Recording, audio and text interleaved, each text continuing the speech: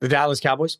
Ooh. Detroit took Dallas back behind the woodshed and showed them what a real football team does. Detroit took Dallas and marched them up and down the streets screaming, shame, shame, shame.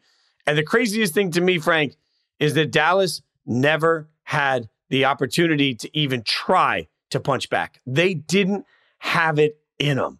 And you know me, I was high all year on Dallas is going to come. They're going to be fine. Doesn't matter that they're one-dimensional on offense. Doesn't matter that they lost a running back. They don't have that much to replace. I've said all these things ad nauseum. I couldn't be more wrong. And today is the first time in years, as somebody that's constantly said, hey, look, the Cowboys, I'm not going to define the Cowboys by the playoffs. I've said that for years. Today's the first time I actually watched the Cowboys and thought, this is a bad football team. And there's just no nice way to say it. They have too much talent to be as bad as they are. And I've been long since on the Jerry Jones doesn't make in-season firings, like let's calm down on the McCarthy thing. You got to do something. This season is now going wildly off the rails.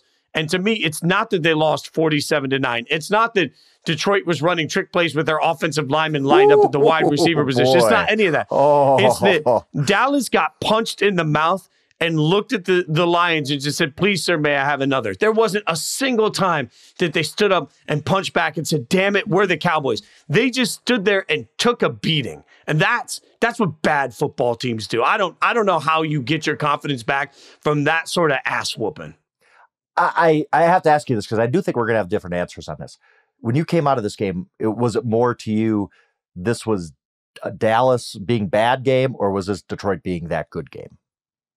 Can I say both? I think the Lions. I think the Lions showed you that they are the class of the class of the class. Like, if we were going to sit down here and do contenders, pretenders, that list on the NFC side to me starts with the Lions. I don't care about records. I care about just how good the Lions are. And the Lions defense, man, that's been their Achilles heel. It was not in this one. So I think the Lions deserve a ton of love for being great in this game.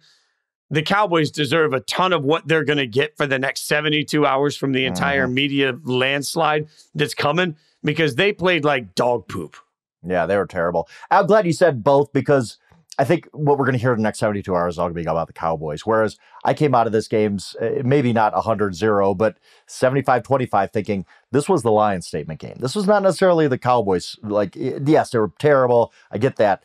To me, I came out of this saying, I just learned a lot about the Lions. They're really, really good. They're on offense as unstoppable as there is in the league. Like we talked about the Ravens.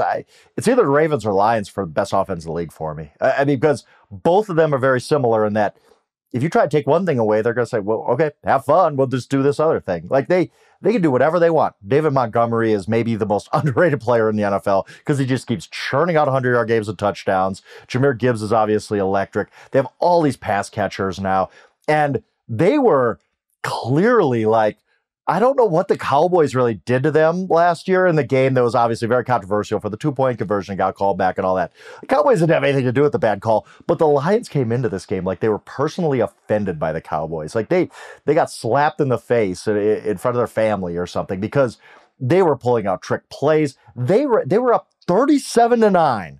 And they ran a hook and ladder play to their right tackle, Penei Sewell. I have not seen a moment that disrespectful in the NFL for many, many years. But it's like the Lions were just like, we're not just going to beat these guys. We're going to embarrass them. We're going to make sure that they remember that they got a fluke last year. And they did. They totally did.